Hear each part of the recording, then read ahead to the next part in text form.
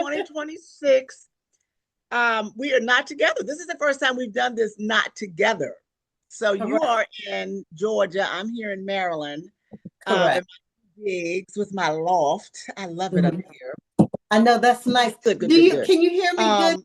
I see this is you. So what we're doing, as your friend says, what we're doing here. What we're doing here is a little impromptu because at first, sometimes we like to plan it a little bit, Hmm. and we talk about the subject, although we do have a subject for today. Um, but you always go off cuff, so off script rather. So do So I'm you. like, no, I don't. And so I follow That's you. So I'm okay. always I'm trying to just barefoot. I'm all right. I'm good. no, He's occupied, so all good.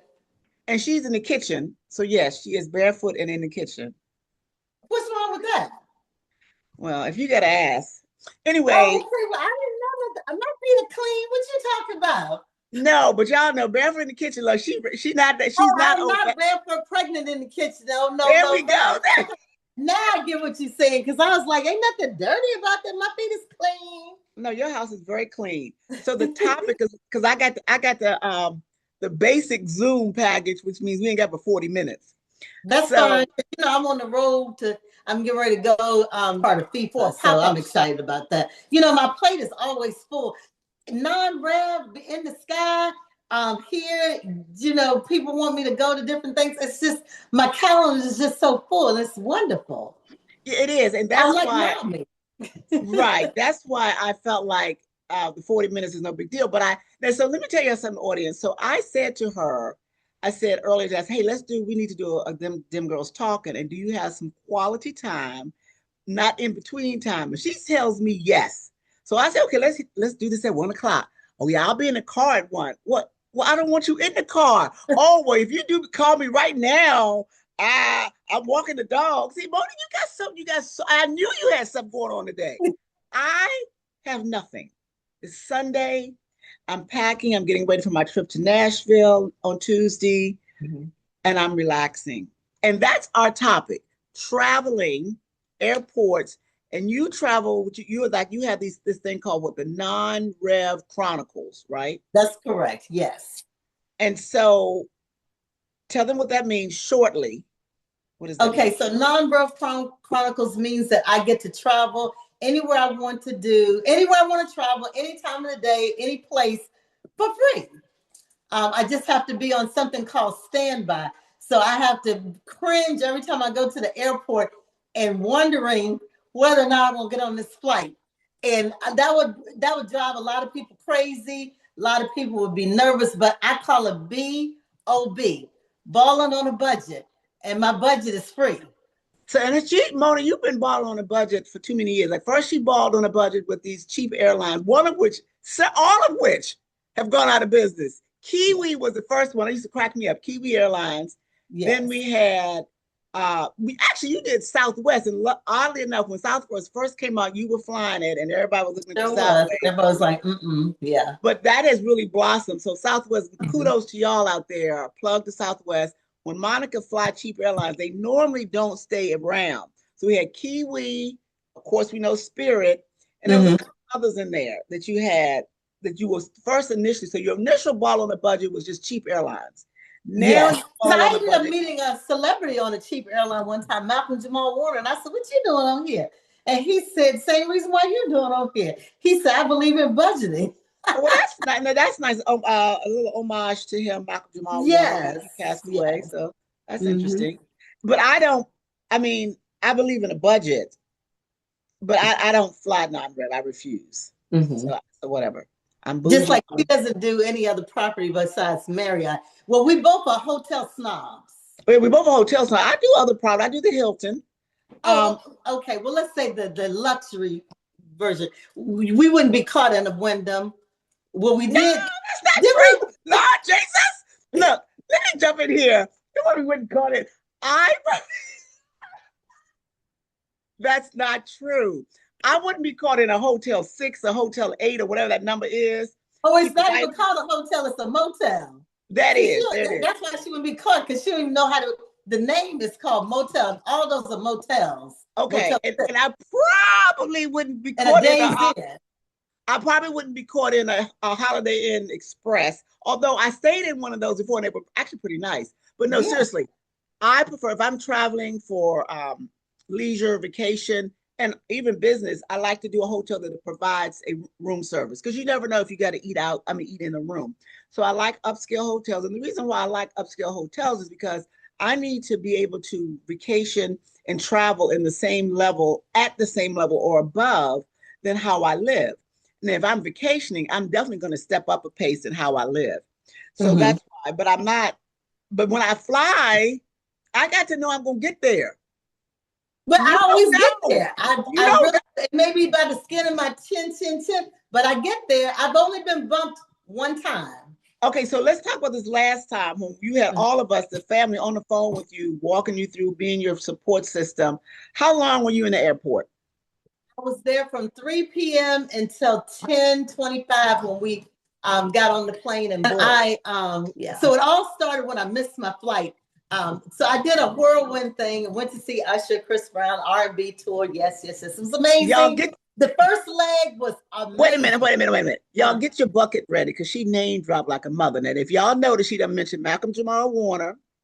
She just mentioned Chris Brown and she mentioned Usher. So hold on, because Moni will drop a name so fast. Y'all got your buckets? Go ahead.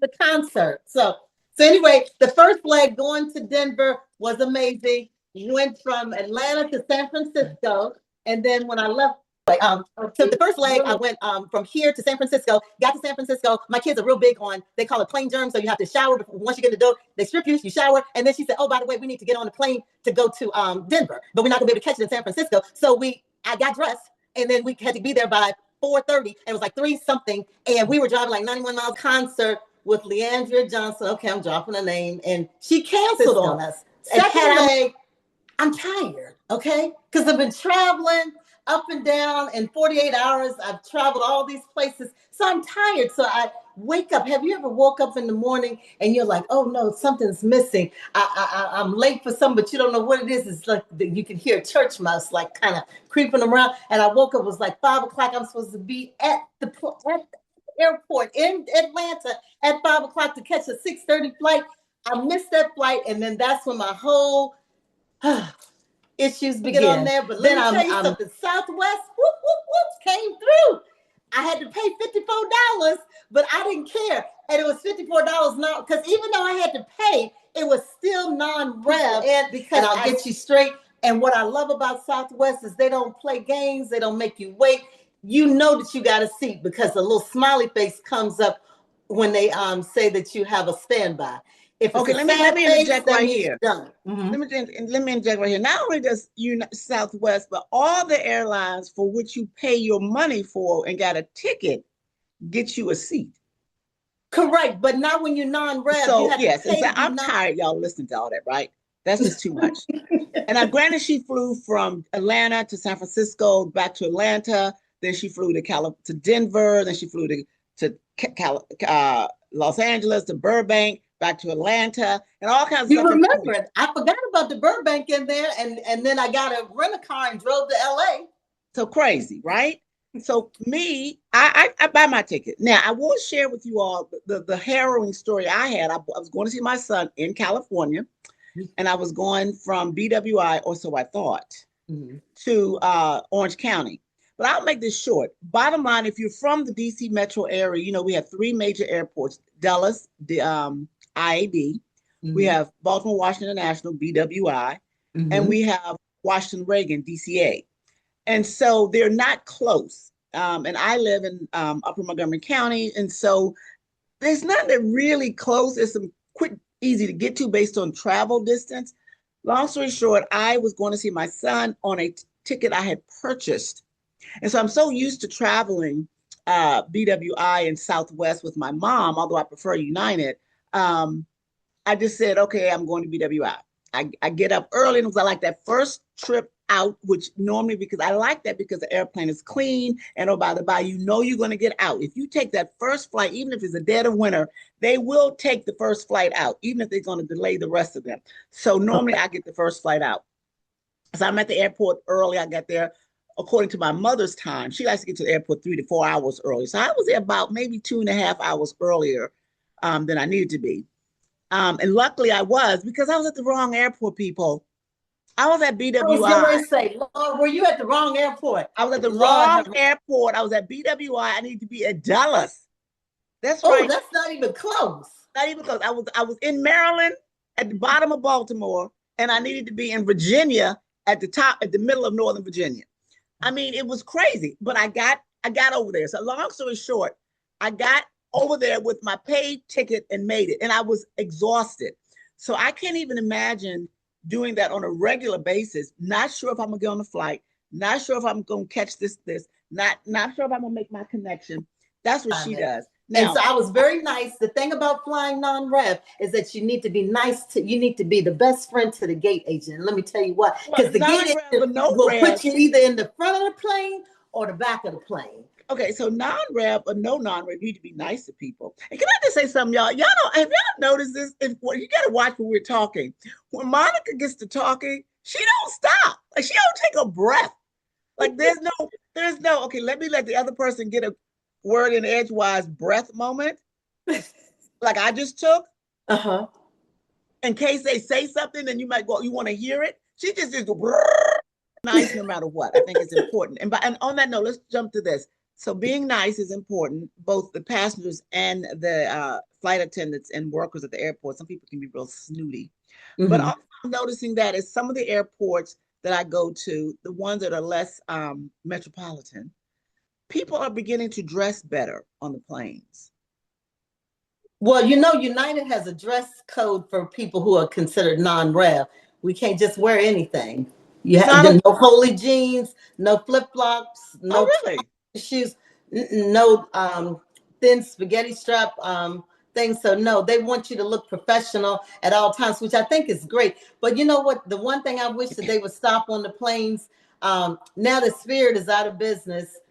Frontier, you know, they still let their people come on like it's a soul food plane, because it be smelling like chicken grease and grits. And Yes. so now people sneaking on Delta and United with that. And I'm just like, are you We don't really want to going to smell eat some all that. potato salad in front of me and coleslaw? And the girl told me, yeah, I'm getting ready to stake out this plane. And I said, oh, Lord, Yeah, terrible. I don't like that. It It's should just, be prohibited. see what I'm saying, y'all? See how she keep on talking? And So those what who is know me know true? that my olfactory glands are very, very sensitive. And so I was, I guess I must have been looking for her. And she said, oh, Gil, that's my Brussels sprouts. I said, what? She said, I could tell by your expression. I said, oh yeah, I didn't know what that smell was. So I said, well, what are you going to do with that? She said, well, you think I could bring it on the plane? And I was like, well, I wouldn't. I said, well, what are you going to do with it? Because you can't keep it cool, and then you're going to eat warmed over Brussels sprouts. Why don't you just throw it away? I mean, you know what I'm saying, y'all? I mean, I understand you don't want to throw food away, but Brussels sprouts on a plane, no. People, look, if you got to eat that kind of food, eat it before you get on the plane. Mhm. Get to the airport 3 hours early. Sit down, have a meal, enjoy yourself, and eat and consume all the food you need to consume, Exactly. and then get on the plane.